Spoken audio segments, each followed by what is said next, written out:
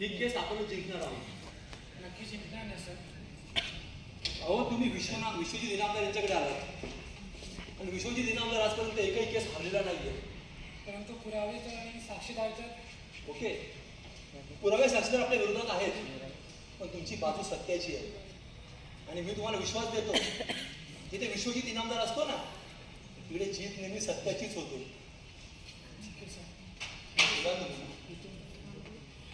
सावर्डेकर बस ना. काय झालं?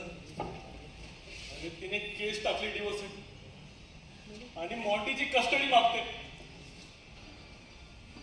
ओके. अरे वकील असून घाबरतोयस काय? हरलोय रे मी, पूर्णपणे हरलोय. मला ना ती नकोय, पण मॉन्टी. मी समजू शकतो. अरे पण डिवोर्सच्या नंतर मॉन्टीची पेशंट जर तिच्याकडे गेली तर तू वेळोवेळी भेटू शकतोस ना मॉन्टीला. अरे भेटता येईल, पण कायद्याच्या चौकटीतच ना. घर तिच्या नावानं. केस जिंकली की दुसऱ्या दिवशी घराबाहेर काढा मला ती. का? तू स्वतःची सोय पुढे करू शकत नाहीयेस का? अरे रस्त्यावर ये रे मी. माझी कमाई किती बघतोयस ना तू. तू तुझं पिणं बंद कर आधी आणि बायकोवर संशय घेणं. अरे संशय? तिचा अफेअर आहे नक्की. तो बायकोचं कंपनी चालवलेला बॉस फॉरेन लीडर. गोड गोड बोलून इम्प्रेस करत असतो. कधी पार्टी काय, कधी गिफ्ट. माझ्या विरुद्ध भडकवत असतात. तू सुद्धा सावधरा विषा. मी का? अरे तू जो काउंटर बोलवला आहेस ना, तो सुद्धा मला तसाच वाटतो. कोण बोल्या? तुझ्या विरुद्ध वहिनींना काही सांगितलं, थोडस त्यांच्या बाजूने इमोशनल बोललं की भांडणाची दरी आणखीनच वाढत जाते. सावर्डेकर, अरे काय मूर्खसारखं बोलू नकोस. अरे अनुभवाने सांगतोय रे विषा. वेळी सावध हो.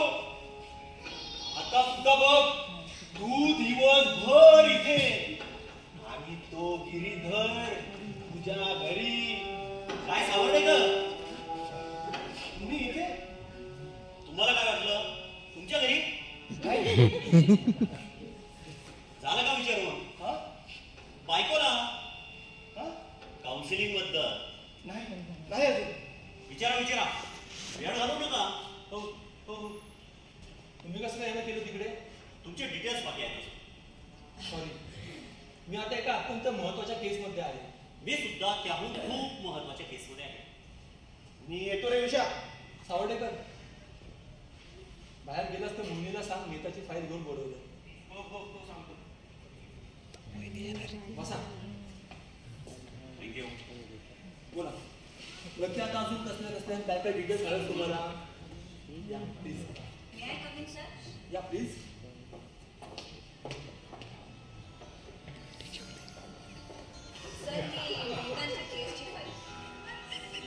हा वासाडच दिसतोय काय होते? या केसची नेक्स्ट डेट कधी आहे?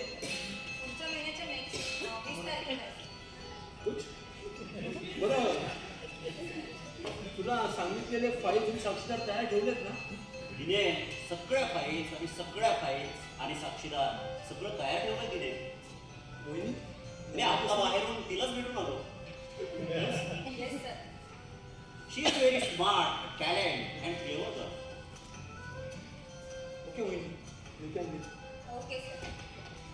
माझ्या मोहिनी, हां, you looking very gorgeous. Thank you sir.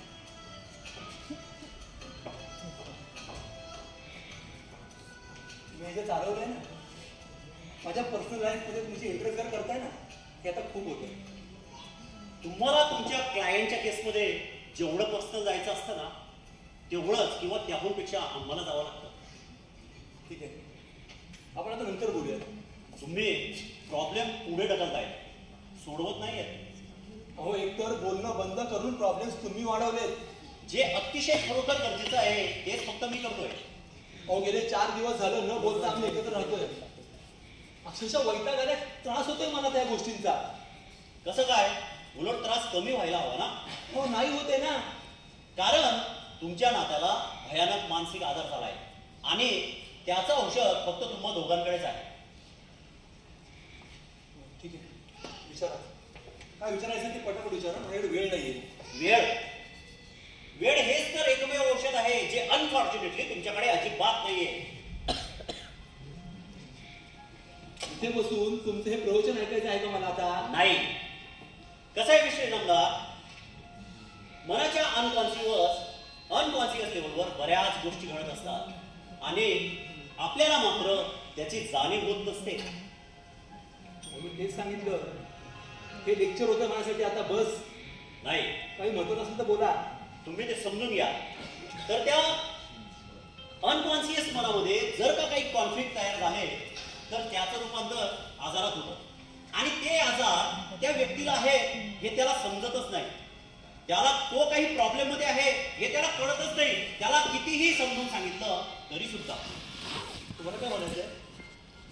तो आजार मला झालाय? नो, आय थिंक मी सायकोलॉजिकली कसा वेडा आहे हे दाखवून तुम्ही मला माझ्या बायकोपासून दूर करण्याचा प्लॅन करता. मिस्टर गिरधर गाळगुंडे, हाडाच्या उभे आहात तुम्ही. कळेलच तुम्हाला सगळं हळूहळू टप्प्याटप्प्याने. मला वाटलं होतं तुम्ही मला समजून घ्या, पण नाही. ठीक आहे. त्यामुळे आजच काही अतिशय महत्वाच्या गोष्टींबद्दल तुमच्याशी बोलायला योग्य होणार नाही. असो, बघूया. ठीक आहे, येतो मी. थांबा. आता अजून काय बाकी आहे? मला कमीत कमी प्लीज हिस्ट्री तरी सांगू शकाल का? माहिती तुमच्याबद्दलची, तुमच्या पॅरेंट्स बद्दलची आणि मिसेस इनामदार यांच्या पॅरेंट्स बद्दलची. का? कारण अजूनही बऱ्याचशा लिंक्स क्लिअर होत नाहीयेत. त्याकरिता मला तुमच्याकडून जर माहिती मिळाली तर मात्र माझी केस मला व्यवस्थित स्टडी करता येईल. ठीक आहे. मला वाटलं तुम्ही तिची माहिती तिच्याकडून घेतली. विचारा, काय विचारायचं आहे ते. यस, बोला.